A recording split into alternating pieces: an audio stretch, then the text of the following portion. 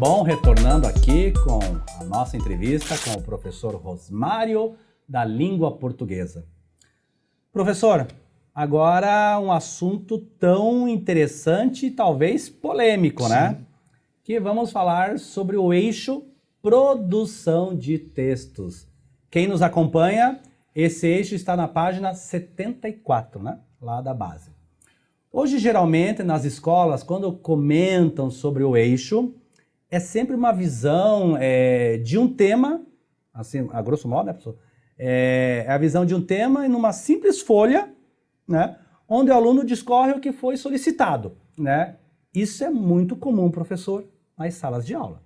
Me corrija, professor que é da área, se estiver errado.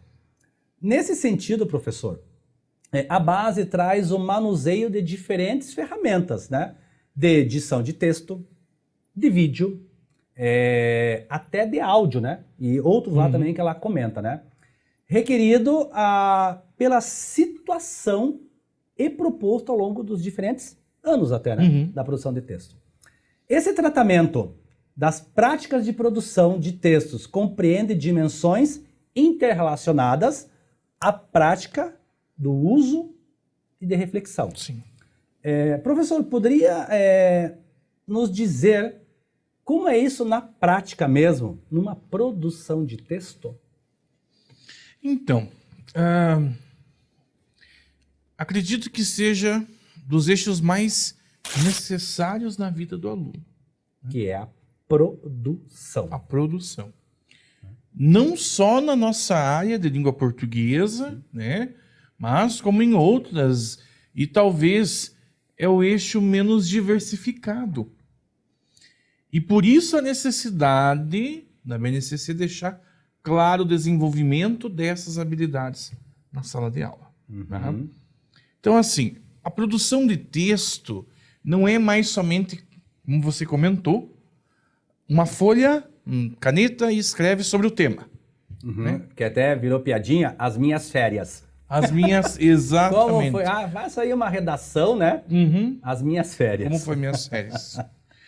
Gente, então primeiro, precisamos deixar claro, no nosso planejamento, né, o que eu quero do meu aluno, com o referido texto. Né, pensando na habilidade e tal. Seja esse escrito num papel, seja uma entrevista, que também com perguntas selecionadas e tal, ou recortes, que também é uma produção de texto. Isso que nós estamos fazendo agora aqui é uma produção de texto. E que vai passar por uma mídia, ok? Jamais, tá? Jamais nós devemos começar a falar de um gênero sem um contexto. Claro, senão ficar perdido. Exato. Sem um possível debate, uma análise de ideias, como mesmo a BNCC traz, a habilidade de identificar no texto as características daquele texto em questão, ou digamos assim, características do gênero ou o que o autor quis passar. Ele posicionar-se com relação à opinião do autor, ou até dos autores, porque a gente sabe e pode que ter tem... até, já verificamos, né? Claro, estamos falando aqui do ensino fundamental, mas em redações do próprio Enem, né, que traz lá texto 1, texto 2, texto 3, e talvez traz um infográfico, sim, né, ou uma tabela, né, como a redação do ano passado do Enem, né, a questão dos surdos, né? Então tinha alguns complementos para desenvolver ali a escrita, né? A produção de texto, né? Sim. Então, esses textos de vários autores, né, faz lembrar que o texto ele também pode ser feito no coletivo. E tudo isso é o caminho para a gente chegar em uma produção de texto. Essa produção no coletivo que o professor comentou agora, para muitos, né, é visto como estranho, né? Estranho. Como uma produção coletiva? Tem que saber só dele. Mas talvez, como a própria base traz, O tal do compartilhado, Exato. que um pode estar corroborando com o Com outro. o outro. Sim. Perfeito, professor. E esse caminho nos faz reflexionar abrangendo várias práticas, tá? Como a leitura de um texto base, Sim. que nós acabamos de falar aqui, uma imagem mostrada na mídia, Seja por gráfico, seja lá o que for. exato, Uhum. da oralidade ao debater as ideias, né, encontradas em diferentes textos, fazendo uma hipertextualidade, tá? Na prática de linguística semiótica, analisando melhor a linguagem, por exemplo, para um anúncio publicitário. Que hoje é tão comum, Sim. né? E o que a gente pode... Ou até os verbos acompanhando um discurso para, digamos, um discurso para defender os seus direitos. Todos esses com a própria prática da produção textual dentro do eixo. Como a gente já citou, defender o direito lá que ele tem do ECA, da Constituição e tudo mais, né? Então, veja, e quando a gente fala dele perceber os verbos acompanhando um discurso, qual o melhor verbo utilizar, professores, nós estamos fazendo uma produção de texto no nosso planejamento. Claro. E também fazendo um paralelo, né, professor? Falou aqui a questão de anúncios publicitários, né?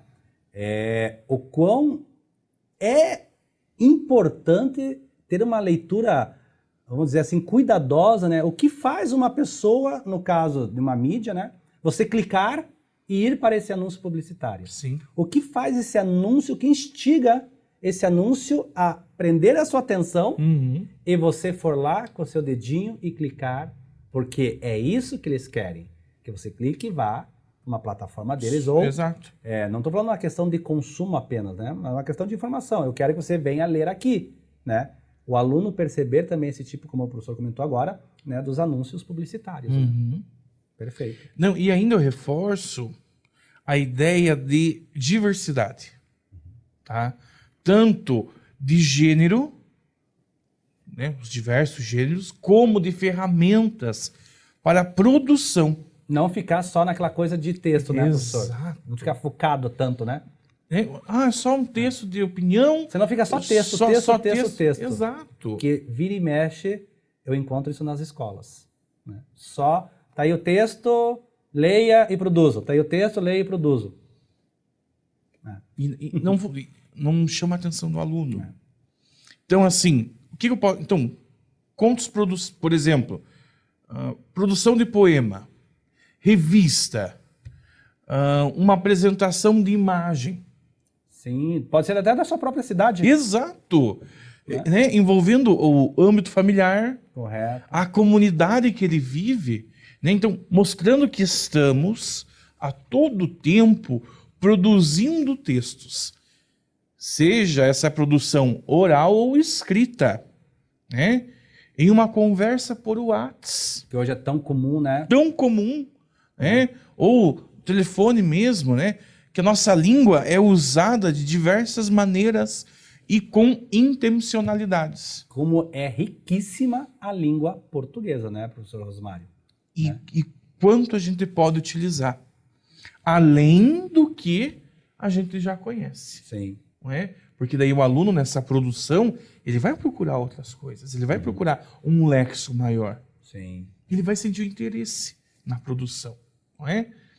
Então, percebam que isso acontece, mais uma vez, a progressão de conhecimento do aluno.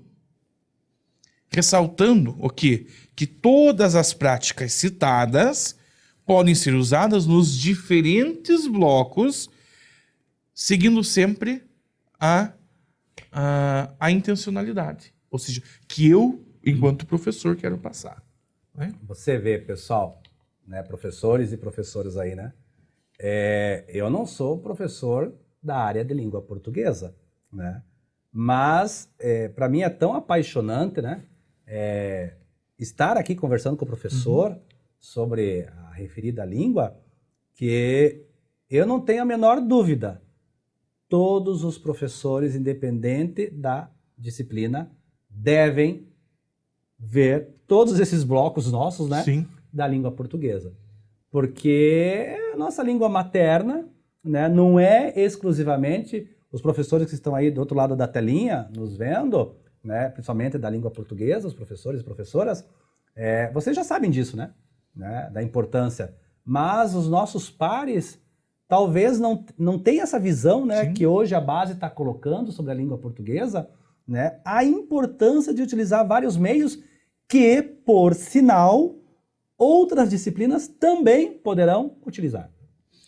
Então, aqui, já que a gente está conversando, eu sei que você é da área de física, não é? Então, veja, nós podemos fazer aqui uma interdisciplinaridade.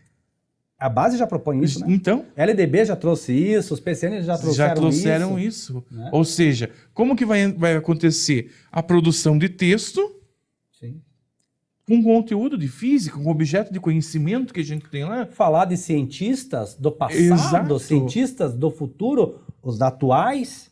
E ao produzir uma gama de conhecimento aí que nós temos, né, de ele juntar os autores, ele saber dizer que tal físico falou isso, tal físico, a tal lei, veja. Então, aquela coisa que já comentamos em blocos anteriores, a coisa do externo, né? Autores externos.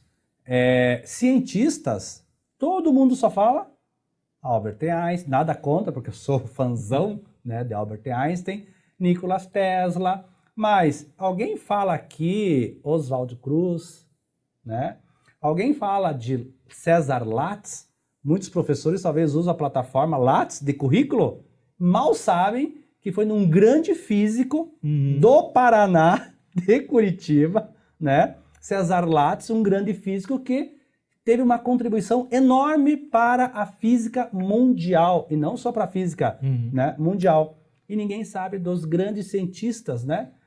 Oswaldo Cruz, né? Geralmente sabemos só dos outros, né? E por que não utilizar, né? Quando eu falo de ciências, né, até para as outras turmas, eu comento dos cientistas brasileiros, né? De todas as áreas, né? Então, claro que dá para se fazer, né, professor? Unir a ciência com a língua portuguesa. Aliás, a educação, ela tem que, todas as disciplinas têm que permear, novamente, o horizontal e o vertical da base. Exato. Professor, lá foi de novo, lá foi o nosso tempo, né? Mas, infelizmente, o próximo bloco será o nosso último bloco. Aí todo mundo vai dizer, que nem aquele programa, né? Do talk show, famoso talk show, né?